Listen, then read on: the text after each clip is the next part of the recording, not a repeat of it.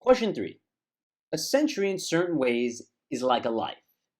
And as the end of a century approaches, people behave toward that century much as someone who is nearing the end of a life does toward that life.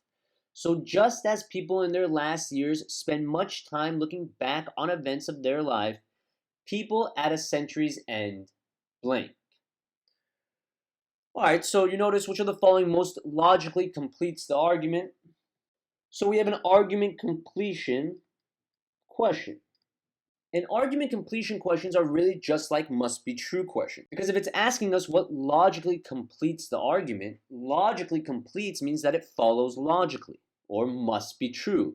So therefore, we're picking an answer choice that completes the argument based on what was included in the rest of the passage. So as you notice, this passage is comparing a century to a life.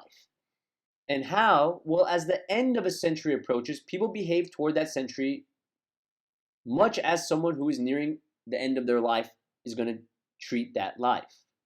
So just as people in the last years spend much time looking back on the events of their life, people at a century's end spend much time looking back on the events of the past century.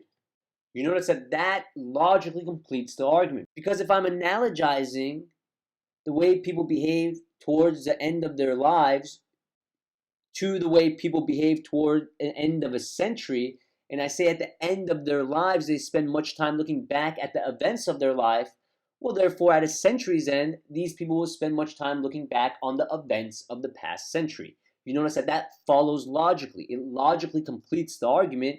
So these are really a subset of must be true questions.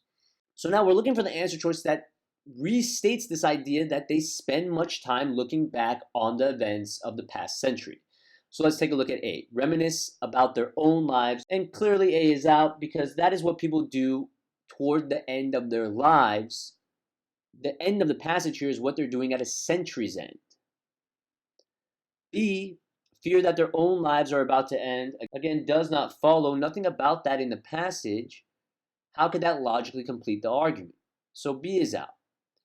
C, focus on what the next century will bring. And again, no, we're looking back or reminiscing on the events of our lives. So therefore, at a century's end, we would look back on the events of the century. Not about what next century will bring or what a future life would bring, if there is even this idea of reincarnation. Right? That is the idea of C, and again, does not logically complete this argument. Which brings us to D, become very interested in the history of the century just ending, and you notice that logically completes the argument, basically restating the idea that they spend much time looking back on the events of the past century, right? The history of the century that just ended. So D here would be the correct answer, as it logically completes this argument.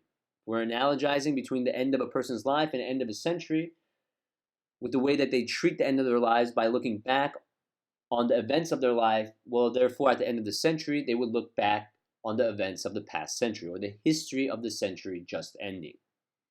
But again, just making sure, checking E, reflect on how certain unfortunate events of the century could have been avoided. And again, it's not about looking back to things we wanted to change. It's just about looking back on the events of one's life and then analogizing to the events of the past century.